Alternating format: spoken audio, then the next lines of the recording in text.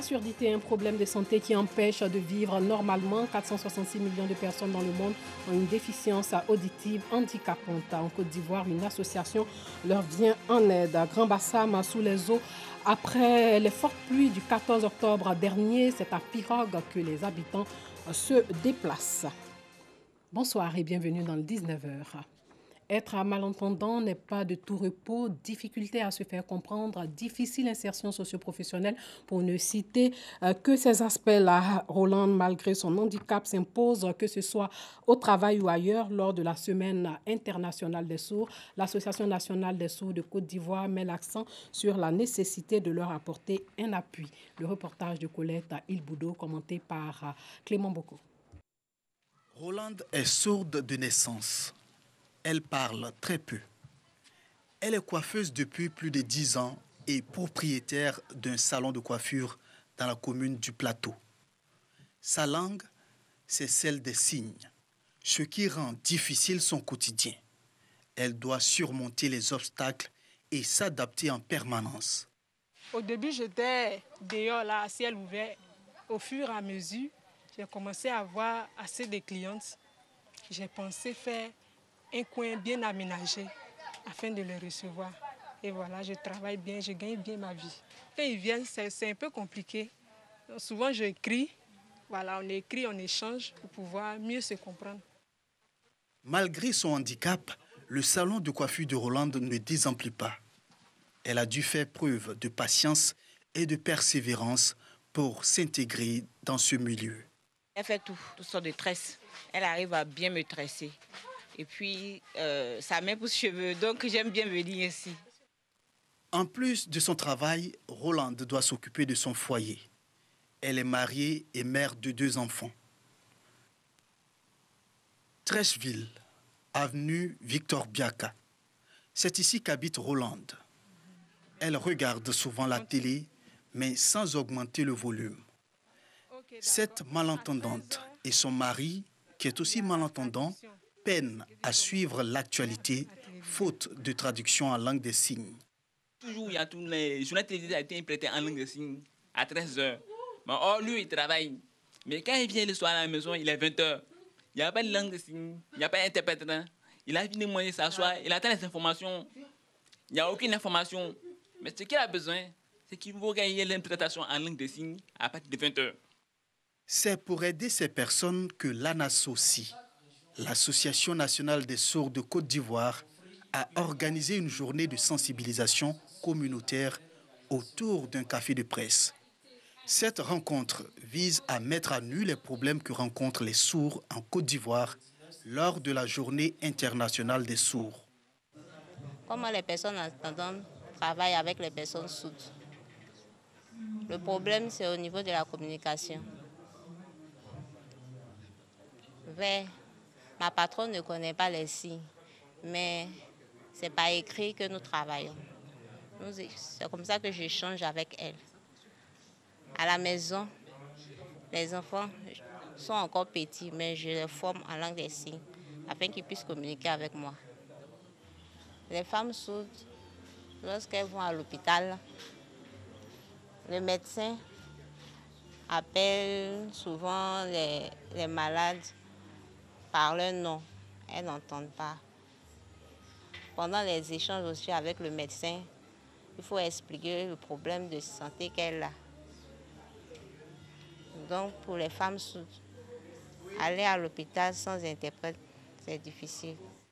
Créée en 1991, l'ANASOCI, Association nationale des sourds de Côte d'Ivoire, se fait connaître au public par sa vision, ses missions et ses objectifs, qui prônent l'accès de la femme sourde au système de santé, l'importance de l'interprétariat en langue des signes dans la vie du sourd et l'accès du sourd à l'information audiovisuelle. Lancement du programme Africa Code Week ou Semaine africaine du codage. L'événement se tient chaque année dans 37 pays africains. Cette année, la cérémonie s'est déroulée au lycée moderne des jeunes filles de Boaké. Lors de cette semaine, les jeunes des lycées et collèges âgés de 8 à 23 ans sont formés gratuitement à la programmation créative à l'aide du logiciel ludo-éducatif dénommé Scratch. Une initiative du groupe SAP en collaboration avec le ministère de l'Éducation nationale et la Fondation Jocolab. L'idée, offrir à ces jeunes les compétences numériques et contribuer à l'essor économique de l'Afrique. Comédie musicale à l'Institut français dans la commune du Plateau. Elle est initiée par l'Association des livres pour tous. Cette comédie musicale pour expliquer l'utilité de la lecture aux plus jeunes.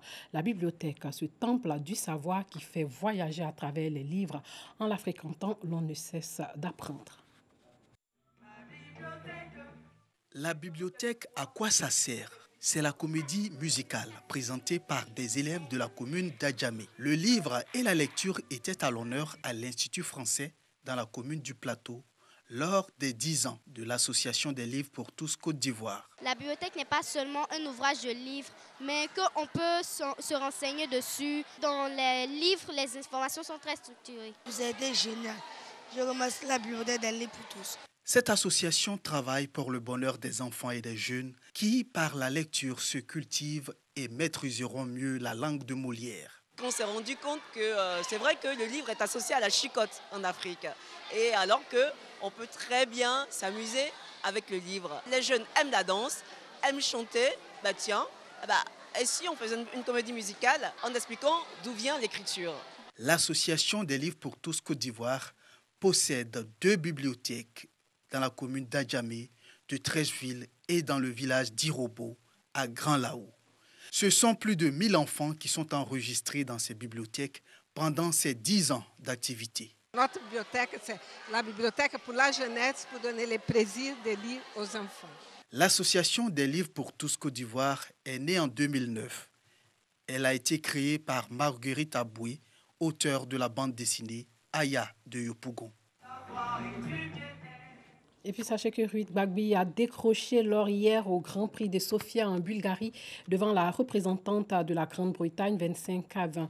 Bonne performance de l'Ivoirienne de 25 ans qui a connu des moments difficiles cette année avec des blessures à répétition. Place au dossier.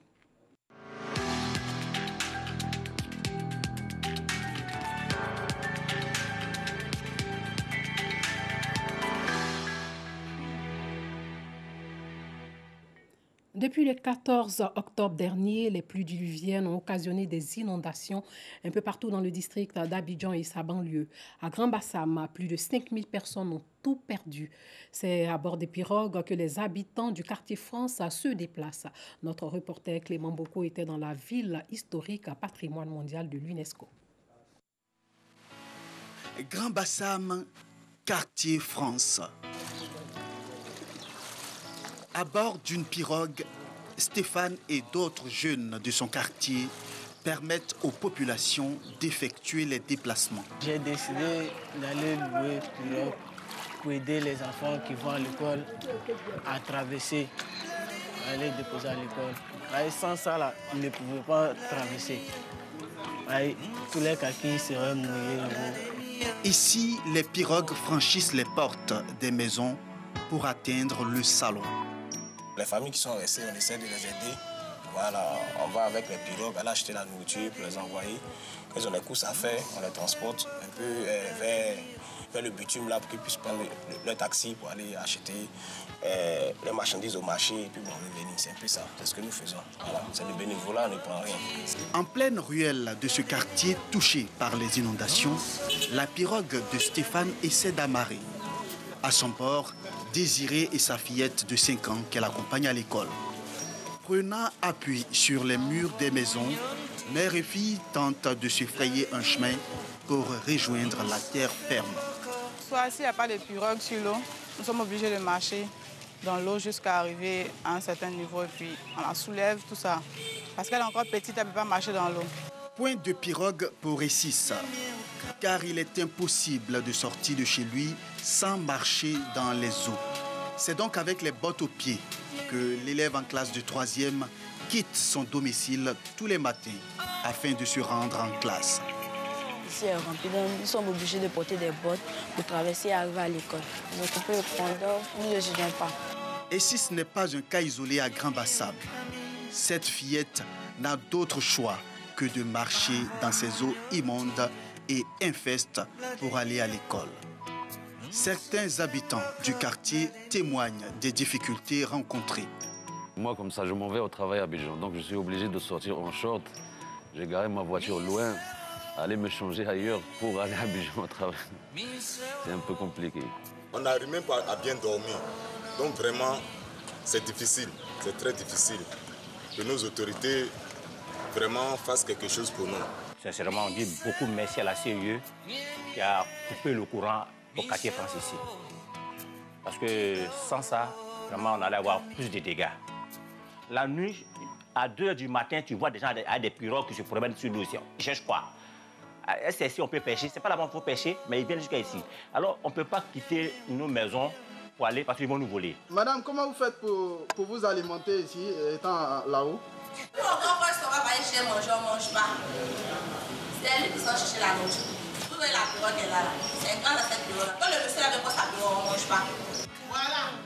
Vous l'avez arrivé. C'est dans la cour, c'est pas au dehors. Dans la cour même, voilà. Venez nous aider, pardon.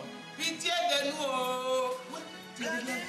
Depuis le lundi 14 octobre dernier, les pluies diluviennes qui se sont abattues sur le district d'Abidjan et sa banlieue ont causé des inondations dans plusieurs quartiers de la ville de Grand-Bassam. Nous avons Azoueti, nous avons le quartier France, nous avons Petit Paris, nous avons le quartier Phare, nous avons Mossou et nous avons Ebra. Donc on peut dire qu'on a été plus ou moins touché partout par ce phénomène. Nous sommes à plus de 5000 sinistrés. Le phénomène des inondations, les populations de Grand-Bassam en ont connu. Mais la montée des eaux de cette année est passée à un niveau jamais vu selon les anciens de ce quartier. Et vraiment, ce phénomène-là n'est jamais arrivé. Bon, la montée de l'eau, c'est dans le mois de août-septembre. Ça monte, mais pas jusqu'à ce niveau-là. La ville historique de Grand-Bassam, patrimoine mondial de l'UNESCO, subit la fureur des eaux. C'est le cas de la maison Ganami. Combien de temps tiendra encore cette ancienne bâtisse du temps colonial? Seules les eaux détiennent le verdict. Présentement, nous sommes là sur le goudron, la voie qui mène au fond du quartier France. Là, comme vous pouvez constater, tout est vraiment inondé. Nous sommes devant le club USCB, devant leur siège. Donc, on peut dire que le fond du quartier est vraiment inondé, sinistré. Il n'y a pratiquement plus d'activité ici. Les gens sont contraints à déménager. Déménager, c'est ce que fait Marie Kakou. Ma chambre est en prix. C'est à cause de ça je déménage. Je m'en vais ailleurs. La soixantenaire ne peut plus dormir paisiblement. Son lit, même surélevé avec des briques de construction, a fini par être immergé. Si l'eau vient, tu es obligé de m'arrêter comme ça. L'eau rentre seulement, ça rentre. Des fois même, ça arrive ici. J'ai même dans ma chambre, c'est ici. Les autorités donnent des explications sur les causes de ce cataclysme. Bassam est un bassin versant. Donc toute l'eau du nord descend au sud, notamment à Grand-Bassam. Donc naturellement, l'eau qui devrait se jeter à la mer, l'embouchure étant fermée.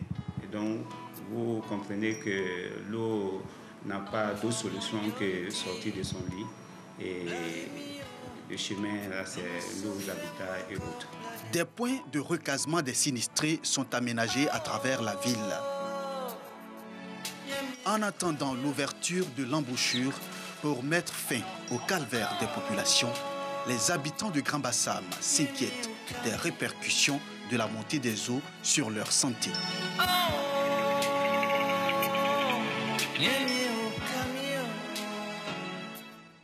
Fin de ce journal, merci de l'avoir suivi et portez-vous bien.